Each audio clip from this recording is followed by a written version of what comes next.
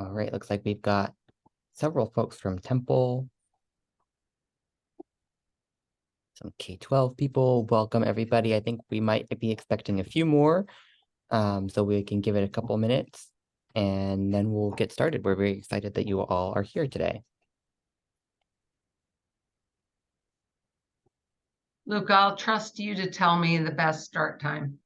Okay. Is there anything that you want to know from the folks who are here before getting started? I don't know if you can see the chat and who they are. Yeah, I'm looking at the chat. This is a great start. And then I have a couple quick questions once other people are here. All right.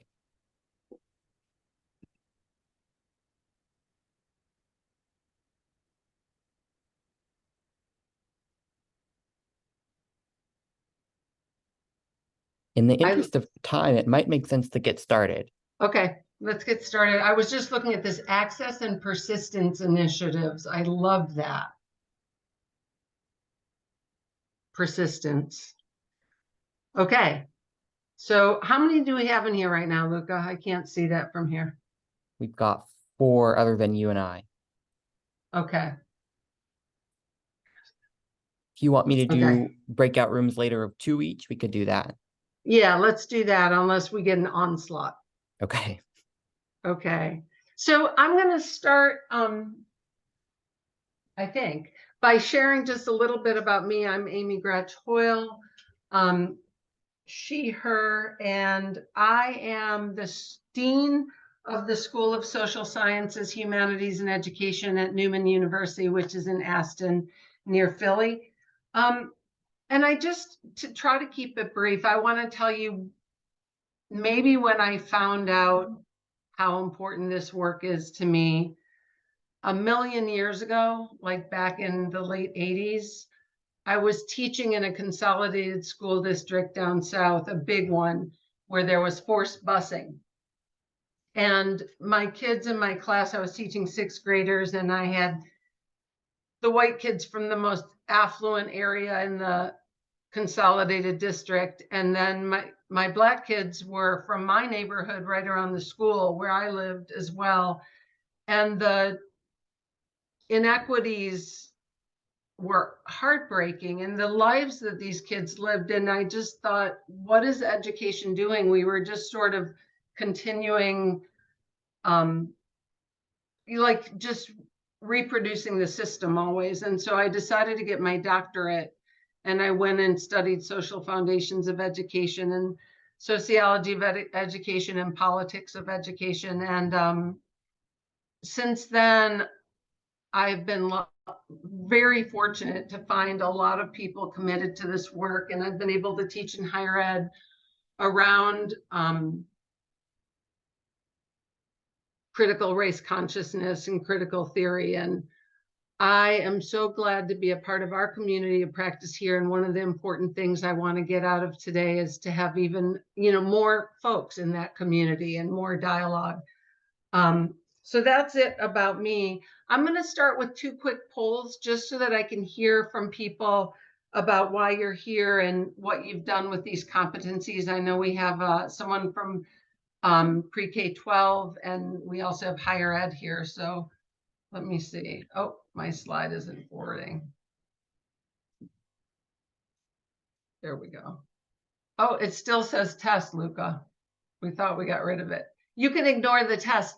If you will use either the QR code or join at slido.com, what do you want to get out of this webinar? So I'm really glad you're here today. What are you hoping to get out of it? And your answers should kind of auto-populate once you submit them. And if they don't, we have a small enough group, we can just chat. There we go.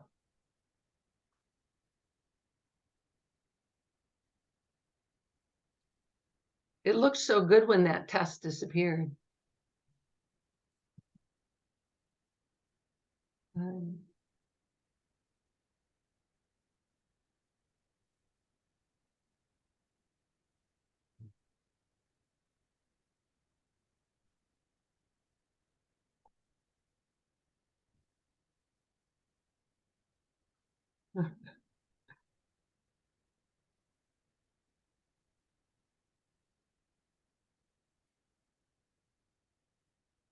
Oh, that's a lot. I don't know that we'll get to do all of this, but it's all so good.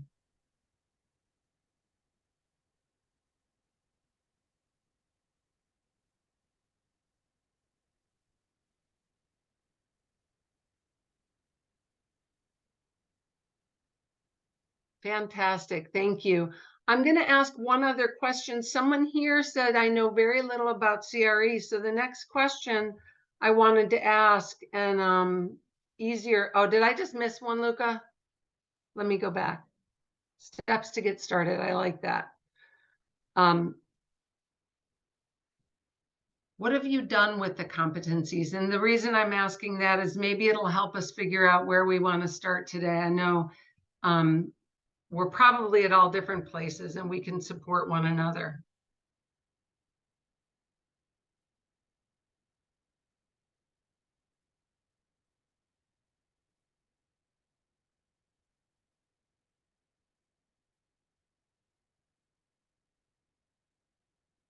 I like this, begun to engage faculty. So that one of the big questions I have will be, it'll be interesting to hear what whoever said that has to say.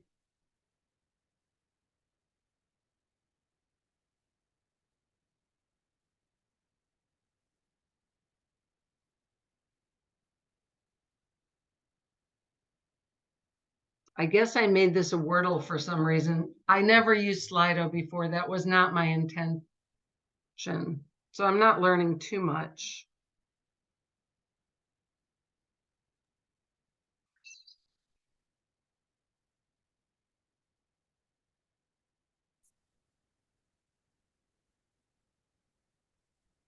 Okay. Oh, this is fantastic. So from what I see here, it looks like folks have had conversations and are getting started. Some are at different stages and have been working on courses, but generally kind of early stages. So that might adjust a little about what we do, but it makes for a very exciting conversation. So these were my goals before seeing what you just wrote. If you saw the blurb about this webinar, you know I wanted to talk about the strategies and materials for integrating, especially competencies 1 and 2, but also talk about what the struggles are in integrating these competencies into our programs, whether pre-K-12 or higher ed, and what it's like to work with faculty doing that. And then, as I mentioned before, building relationships here in this group. I don't want to spend a lot of time on this because you can read it, but someone did mention being somewhat unfamiliar with the competencies. So rather than just assume you know what I mean by competency 1 and 2, these are very much abbreviated, what those competencies are. So the first one that I really focus on, because I think it has to be the starting place for all of us in this work, the starting place and the foundation work that we continue to do throughout, is to reflect on one's cultural lens. I don't think we ever finish doing that, but if we don't do that, it's hard to do the rest. And competency 2, identify, deepen understanding of and take steps to address bias in the system. And that too is lifelong, that we need to be doing this. But I work with pre-service teachers and faculty, and I want us to have that at the forefront, that we're not just having these conversations or integrating something about culturally relevant curriculum, let's say, for the sake of teaching something different. It's really that we need to disrupt the system. And let me look what it says in the actual competencies, although I have the older version, which I like better. For that last one, where all I put was disrupt, it says culturally relevant and sustaining educators disrupt harmful institutional practices, policies, and norms by advocating for colleagues, learners, and families negatively impacted by factors such as trauma and bias in the system, and engage in efforts to rewrite policies, change practices, and raise awareness. So disrupt, to me, that's what it's about. So right now, Luke is going to put you in breakout sessions. We're only going to do this for a few minutes, breakout sessions of 2 people, I think. And what I want to start talking about before we get into the how to integrate the competencies, to talk about, most of you said you're either in discussion or have just started discussion, you've done some work with these. Have you faced any challenges integrating the competencies, and in particular, working with your colleagues on this? So take a few minutes to talk about these 2 questions. Have you faced any challenges in your work to integrate? And if so, what were the challenges and how have you responded to them?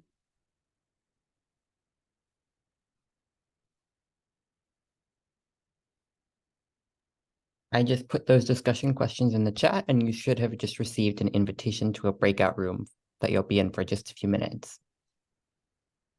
Except for you, Juliet. If you want to join one, you can. Oh, this is good. So, and what we did. So I appreciate and am very impressed, Elijah, that in your group, I guess I'm not supposed to name names here now that we're recording again, but that the enthusiasm and excitement about integrating the competencies. I think what I've heard since the start, and I heard this in our community of practice a lot, is some of the concerns around time investment that faculty face, like, and prioritizing, as you mentioned. But I think having that energy and excitement and deciding, like, yes, this is a priority. If you can do that as a group, that's huge. And then when you end up having this other situation that we heard about where there's lack of follow through with initiatives, I don't know. And I'd love to hear from other people. One of the things that I think can help, and I'll tell you about the problems I've been facing, is if you can find some allies, some other people who you work with who want to do this work with you, partly so you don't get burnt out, so you can talk to each other, but also that they can bring other people in. You might be able to attract 1 or 2 people. They might be able to attract 1 or 2 people, both at the administrative level who are going to champion you, but also teachers. And I say that I'm a dean, and I have been trying to push this forward at my university. And there's some excitement, and at least people have expressed excitement, but the follow through we're also struggling with. There's a lot of, oh, we're already doing this. Oh, we're already doing this. Oh, this assignment already does this. And not looking at whether we're being intentional. Remember, those just the 2 competencies I showed you, those are pretty big deals. To be intentional about examining your own cultural lens, to be intentional about disrupting a system that's biased. I mean, this takes intention and thought. And so just saying, oh, we're already doing this, we're not racist, or something like that, is problematic for me. And so I think that finding a community to work with, and I guess I don't know if that I need to say much more about I was going to say more about some of the problems that I've faced, but I thought instead, because we're at really different places, I'm looking at my list. I'm going to share again, and I'm going to jump all over in my slides because now they're not in the order that I wanted, that will work well, but I'm going to share just a little bit here.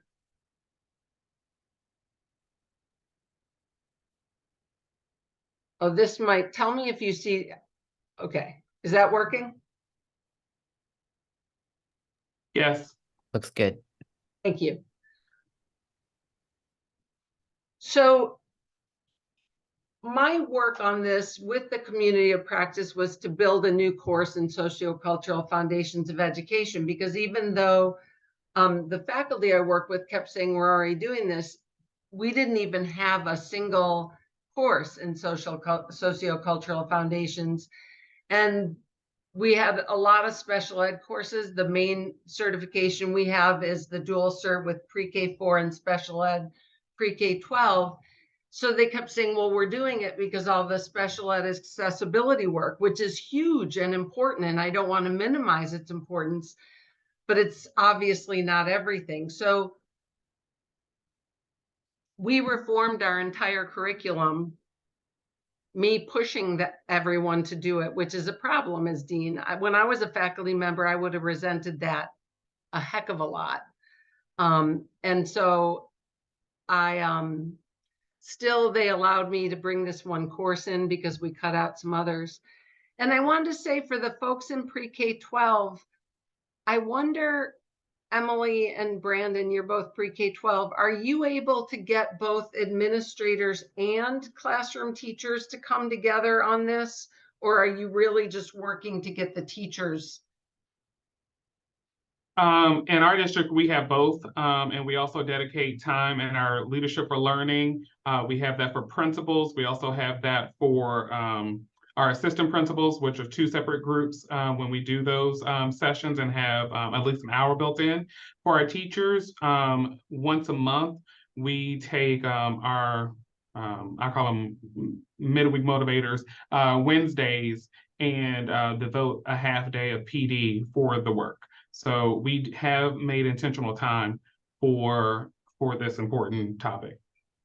That's great. That's a commitment. Yes.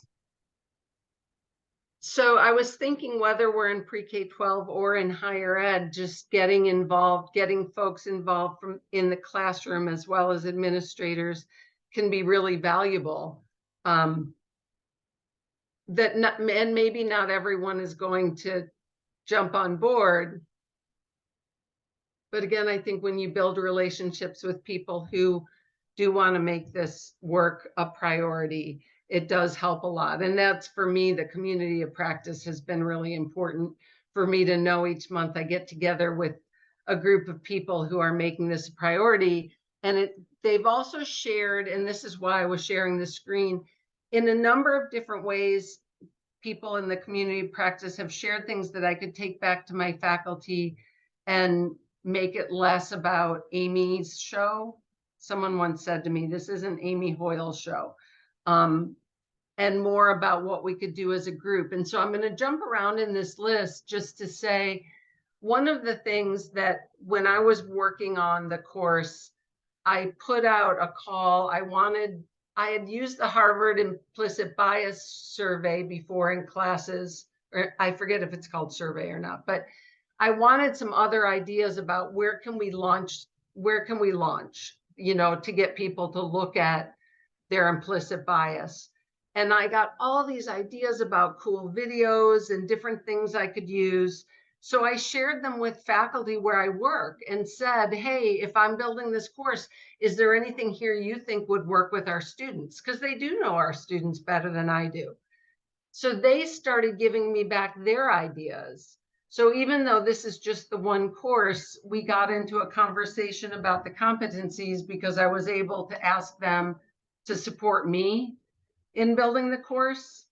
So I don't know if that's a helpful, it just was great to share. And if it weren't for folks giving me ideas in the community of practice, I don't know that I could have done that. The other thing that I got a lot of help with, I'm not sure, are you familiar? I'm going to stop sharing for a second so I can see everyone because I have a question. I know you're at different places with these. Are you all familiar with the rubrics that were created for the competencies? I see a nods and a no. So Emily, we need to get those to you because they're fabulous. And in the rubrics, and most of you have seen these before, and I'm not looking at all of them, there is the progression, if you imagine across a rubric from, like we often say, like non-existent, basic, mastery, whatever, I don't know what we say, but this is entering. So we're entering into the understanding of the competencies, the actions, whatever it is, emerging, developing, and expanding. So I love one, expanding. It's not like we ever get to mastery. That's one of my favorite things about it. But also that it's okay to be entering. It's not like non-existent. Like we sometimes put a 0 on our rubric and say, you know, not seen. It's just entering. We're just starting this work, and that's okay too. So I like there's sort of a non-judgmental approach. And I think when we're trying to get other people involved, that's important. So as I was figuring out assessments for this course, the folks in the community of practice helped me think through, how might I assess an autoethnography when I know my students are at very different places with that kind of work, right? They might start with a cultural inventory and they start looking at some of their identity, and they're uncomfortable about talking about things, which is totally okay. So then they, you know, they're at all different places. And then, so how do I grade? Is there a mastery of content? And so I think going back to these rubrics was helpful. So I thought, before I go on and show you some of what was suggested to me, have others of you worked with thinking about, how do we assess, first of all, our teachers, the faculty? Do we want to be assessing where they are? But mostly our students, whether they're pre-service teachers or in the K-12 classrooms, how are we going to assess them on these competencies? Have you all given that some thought?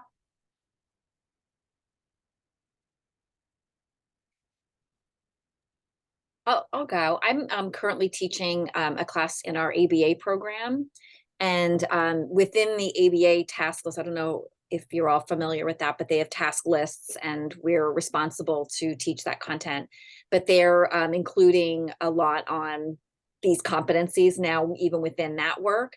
And so what I did recently is I added, I came up with, you know, several self-assessments. The Harvard one is on there. There's also a couple of articles written by behavior analysts about how this work is done directly in the field of applied behavioral analysis.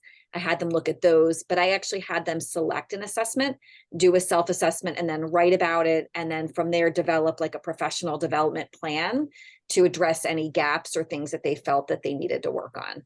Oh, I like that. I'm glad we're recording this because I need to remember. I like that. Instead of me telling them where they are and what they need to do, allow them to begin to identify what they need to do. I like that. I've been allowed to do that. Of course, I should let other people do that. Thank you. Anyone else working on where to start with this and how to assess?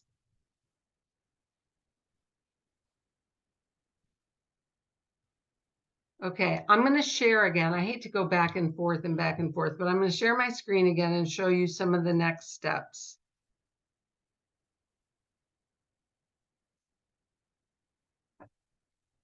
So moving from this slide, which I'll go back to, let me see if I can find this. I know this is a horrible slide with all these words in there you can't really read, but this was another piece that was helpful, and you may find helpful having colleagues give you some feedback. There was so much that I want to do. It's one class. It's what, 15, 16 weeks. I'm working with probably sophomores in college, some of whom have never done any of this work, and some who have probably done a lot of it. You know, they're at all different places. So I started out with even more learning outcomes. I've now winnowed it down to 7, but my friends in our community of practice are helping me think through, what can I give up here? Like, what can I let go of? I shouldn't say give up, and not have as a learning outcome. Because if I put all these in there, there are too many assessments. I can't do that kind of work Caroline just mentioned, because I have to get through stuff, right? So I can't allow the deep reflection. So the main things I want to hold on to, however, are the first 2, which are about competency 1 and 2, again, reflecting on their own cultural lens. And I added a little bit from other parts of it and how their cultural lens shapes the nature of their interactions with groups and individuals, including students, and identify and deepen their understanding of bias in the educational system and society. each of those could be their own class, right? I mean, those are two really big deals. And so I think, and Emily, I'm thinking about the induction, like, is it a 1 or a 2-year induction program?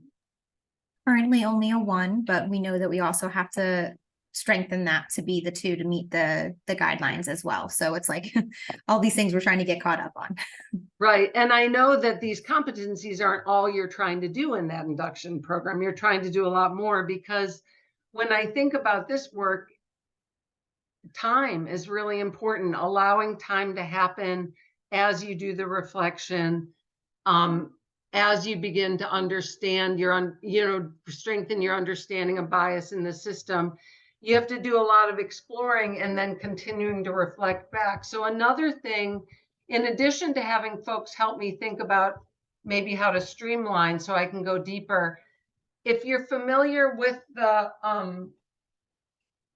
questions to stimulate reflexivity, will you show a hand, like even just a real hand, if you've seen those? Okay. Sorry, I'm going to go back and forth again just a little bit.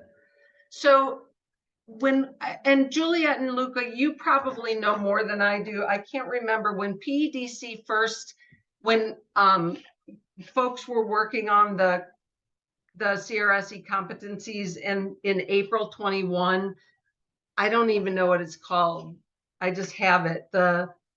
The document that has the introduction about the competencies and then has the competencies and those questions for reflexivity. Yeah, Luca just dropped the document in the chat. So Okay. just for context, PEDC, in collaboration with the folks in the community, originally developed these competencies, and then in collaboration with PDE. And so the original version is this document, and the reflexive questions are contained here. And that draft version of the rubrics that I shared, it reflects the language of these draft competencies. So now we're in the process of doing is retrofitting or revising the rubrics to make sure that they match the language from PDE's program framework guidelines, and then build out a toolkit so that everything's in one place. The PDE version of the competencies, reflexive questions, and the updated rubrics. So I'm sorry that things are located all over the place at the moment, but hopefully we'll get everything pulled together in its updated fashion really soon. I think it's just amazing how much has been done. And even though they're not all in one place, everything supports, all the different documents help support. When you run into a question, there's often a document that other people have grappled with the question already. So these questions to stimulate reflexivity that are in the document Luca just put in the chat, these are fabulous. And I think for all of us working here, if you haven't looked at these already, I go back to them thinking about whether I'm working with faculty to build the curriculum, our program curriculum, and integrate these, or working with classroom teacher or my pre-service teachers, or our students in their principal program, whoever I'm working with.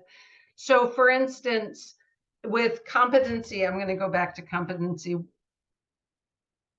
No, this is in Competency Two. So understanding the bias. In what ways am I complicit in enabling bias in my educational settings? Do I stay silent? Do I allow discrimination? Do I take action to address and mitigate bias? So for pre-service teachers, I have to adjust that a little bit, right? If I'm working with teachers or folks in our principal program who are practicing teachers learning to be principals, or with faculty in my school, we can look at those questions about, do I stay silent when I see these things in educational settings? With pre-service teachers, it's harder. So one of the other things I grappled with, I wanted my students to go out and investigate where they see bias in the classrooms. They do field experience every semester. And I wanted them to go out and look at where they're seeing bias. But if they look at the teacher's pedagogy and find bias, that's hard. They're talking about an authority figure that they have to have a relationship with, and sometimes they're even evaluated by. And so that makes for some tension. So I ended up going with more of a curriculum bias, examination of curriculum and curriculum materials. But I would be curious, and this is for pre-K-12 people too, if we're looking for bias in educational settings, what are some of the ways we might be able to look at that that's safe for the people involved, but makes a difference, gives us something to work on? And this is whether you're with pre-service teachers looking at educational bias, or maybe you're working with classroom teachers looking in their own schools.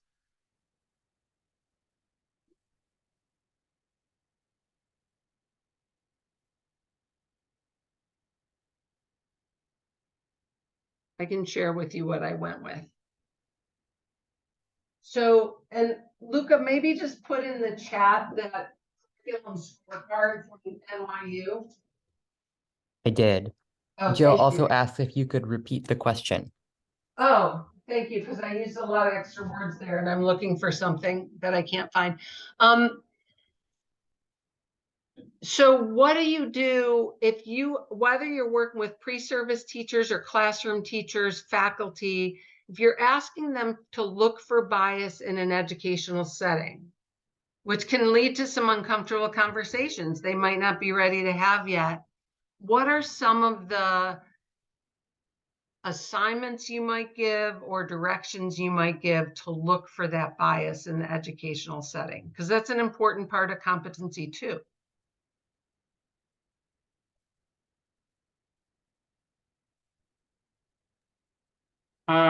I know from my experience is typically starting with finding like a video and allowing them to see it in action. I think it was what this is Zaretta Hammond.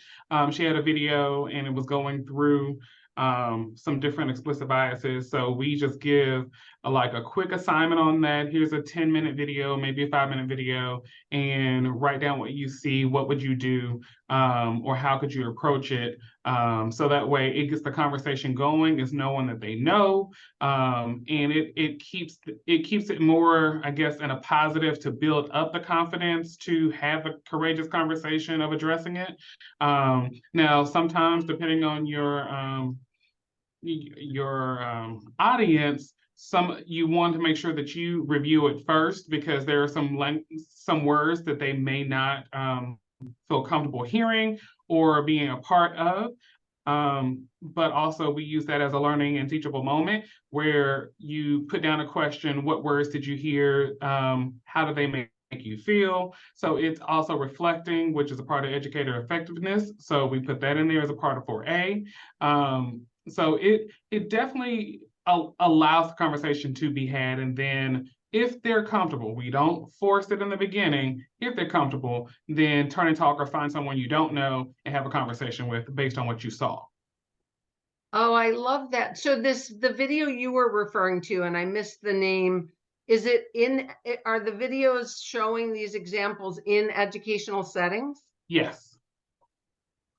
That is fabulous. Yes. So I was just launched into the DEIB here in the district while I was away on bereavement. And when I came back, that was like one of the first things that we needed to plan. And we have another one coming up on the 7th of November. So we're trying to pull things together and continue to allow people to grapple with how this looks in their setting, and also what do we ask people to give up when they come into our spaces, into our buildings, into our classrooms. So it's totally something that is needed, but you got to find a way, and I hate to say it all the time, to do it with kid hands, but or kid gloves, just to everyone isn't there. So it's differentiating. Everyone isn't ready for this topic. It's very offensive for a lot of folks. So it's allowing everyone to see, one, their bias, what do they not see is happening, and then how do they approach it, has been a good context. You know, I do. I love that. When I was first doing research in having courageous conversations about race in classrooms, there's tons of literature on teachers' resistance to those conversations. And it's not because they're like bad guys or something. It's that it's scary to talk about. You're not sure if you're going to say the wrong thing. Maybe you think you've already figured it out, but there's so many different reasons that folks have a hard time with this. So finding a safe way to enter it seems like the way to do it. And I'm also thinking, as you said that, I don't know if this helps anyone else, I have the curriculum scorecard from NYU, which is very valuable in looking at curriculum, but that might be too much for a pre-service teacher. They might not be ready to do that, while they might be able to enter into one of those videos to look at bias in the system. So I'll have to look at those. And again, having community is really helpful in getting multiple approaches, because what I figure is when I offer this course, the first time it'll be offered, assuming the new program is approved, will be next spring, not spring 24, but spring 25. And I'm going to pilot it. And that means that I can go back to all these ideas. And if my ideas the first time don't work, there are so many other resources. And that the toolkit, Juliet, that you mentioned, I think is going to be so valuable for that. Let me see where I want to go. I know we only have about, 10 minutes, a little less than 10 minutes left. Let me share one more time.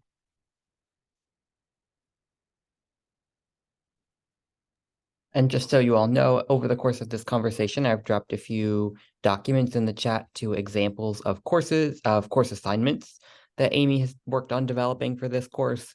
And you can also find all of those on her snapshot page on the repository website, which was linked in an email this morning, and also put in the chat a few times today. So if you want to go back and check out those assignments more, you'll be able to find them on the website. So Luca, I don't know, the one I sent you this morning, the cultural inventory, was that already on the website? We did add it, yeah, and I put it in the chat today, but I'll put it again. Okay, well, I noticed I had written effects instead of affects, the adverb, like anyway, hopefully I spelled it correctly when you got it, we have it there. So I thought just for a minute, because we don't have much time left, these were the major assignments I was planning for my class. And even as I look at them now, I think that's too much for one class. I think, as Caroline was talking, I was thinking that first assignment, the cultural inventory, which Luca put in the chat, that in and of itself should probably be given at least a few weeks to think about. By the time they really think about it, maybe journal about some of their ideas, then actually write the paper, then get the feedback. I think it would be a lot to do more than that, but the autoethnography does build on it. But it may be that I can't really do both that first part and the bias in the classroom part. We'll see what happens. I'd rather go deep with this work. So the cultural inventory, one of the reasons I like it, I adopted it from what my social work colleagues were doing at Newman. And I like it because the students get to start by thinking about their own cultural identifiers, their own cultural identity from any one of a number of different perspectives. So hopefully from a safe place, because they might not want to talk about gender identity, but feel more comfortable talking about maybe even their geographic identity, where they're from, right? They're at different places. On the assignment that was posted, it says they need to write about 4 of the questions. I think that's a little much to start with, actually. And I think then they're going to get into territory for some of them they're not ready. So I will say with all these assignments, well, 2 things. First of all, I've taken them, borrowed them, made changes to them. So you can do that. And also, I think they're in PDFs. If you want a Word document of any of these, you can just email me and I'll gladly send you a Word doc so you can mess with it and make it your own. Luca, how are we doing for time? I'm not seeing it. We got about 5 more minutes. Okay. Let me decide what I want to focus on. We do also have a feedback form that I want to make sure to give to you all, so we can kind of stay connected with you. All the questions are optional, so it should be pretty brief. But Amy, if you want to leave like a 1 minute at the end for us to give people time for that form, that would be great. Okay, I will happily do that. And you might have to tell me when, because my time isn't showing up here. So I just thought I'd list some of the materials I'm using. This is in the syllabus that was posted, so I'm not going to spend a lot of time. But one of the things I added that probably isn't in the syllabus is the climate and racial justice resources. I'm not sure exactly how I'm going to make sure this is central in the class, but I've been studying that. That's sort of my new area that I've been studying. And I want sustainability and climate justice, climate and racial justice to be central in this course. So I don't know if anyone here, this is selfish, has done anything with that. I'm asking for resources and ideas from people. Okay, so we're working on a resource center for this at Newman. So if anyone's interested, give us a couple months, and I think we're going to have a lot of materials. So I wanted to bring that up. I already mentioned the rubrics. These case studies, I know a lot of people have used them. They're always helpful. And like the video Brandon mentioned, I think the case studies allows for a safer way to enter into the conversation. I have used the Howard book for a long time, and people have different feelings about this, but it's really from a white male perspective, like, how do you get into this work? And recognizing like the damage you can do if you come in as the white knight, and what you can do as a transformative educator instead, and what that means. But it also looks at historical and structural racism, and there's a chapter that has a lot of information about identity development.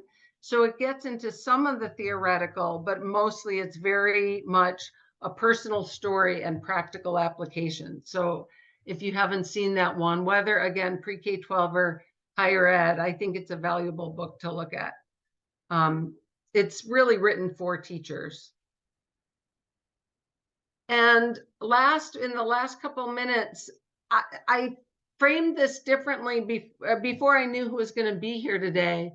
So those sub questions you could ignore, but I would love to hear from people now. Why is this work important to you? Because I think that's what we lead with when we're getting other people into the conversation, is what makes it important to us. So I'm just curious, what makes this work important to you? It's important. So would you say, Luca, a survey of something to fill out? And we've lost a couple folks. Are you going to send that to people? I will. I'll send it to everyone who registered. All questions are optional, so we really appreciate any feedback that you have to share. We also have a really wonderful and exciting opportunity to connect our repository contributors with folks who attend webinars for some coaching. So people like Amy will be able to share some of their experiences and provide support to anyone pre-K-12 or higher ed. So if you would like to speak with Amy, get her ideas, or kind of have a think partner, you can fill out that form and just include your email address to be connected that way, or you can send me an email and we'll be happy to connect you. And we really just want to support whatever you need, whatever kind of resources would be helpful for you. Please be in touch, and we'll be happy to connect you. Yeah. Thank you. Thank you, Luca, for your help. And thank you, Elijah and Brandon and Juliet, for being here. Thank you so much, Amy. Thank you, Amy. Yes, Thank you, Amy. Thank you so much.